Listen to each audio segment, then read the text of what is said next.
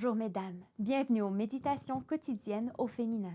Aujourd'hui, un rejeton en forme de croix. Ésaïe 11, verset 1 nous dit « Puis un rameau sortira du tronc d'Ésaïe, et le rejeton de ses racines fructifiera. » Dieu choisit un peuple venu d'un homme pour en faire une nation inspirée par une mission. Il désirait que les Israélites deviennent des messagers de la vérité. Leur influence se répandait sur la terre et transmettrait la vie et la paix à ses habitants.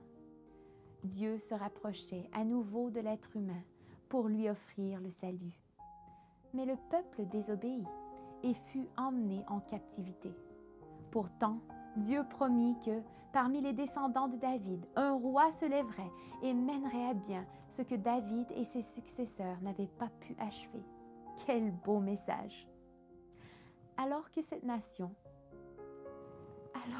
cette nation, il ne restait que le cep, il sortirait de ses racines apparemment sans vie un rejeton qui deviendrait un arbre de justice et finirait par remplir toute la terre et lui communiquer la paix et la joie.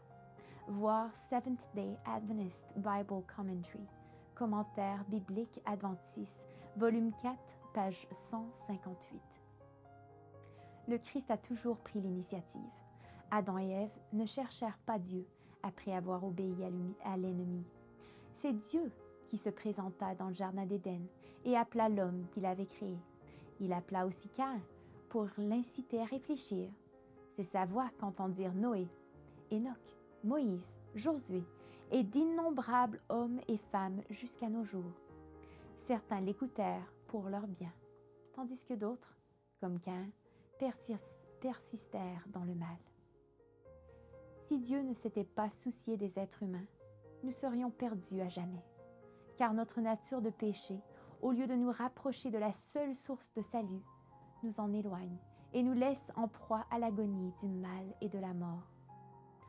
Le verset du jour affirme que si le trône établi par Dieu sur le peuple d'Israël disparaissait, le rejeton, le renouveau, la sève de la racine apparaîtrait pour devenir l'espoir du monde. Ce rejeton est une réalité. Il se dresse en forme de croix pour assurer le salut de quiconque croit en lui. As-tu accepté cette source de salut? Fais partie de celles qui écoutent la voix divine afin de pouvoir très bientôt t'asseoir à côté du trône de ton Sauveur. Bonne journée dans le Seigneur et à demain.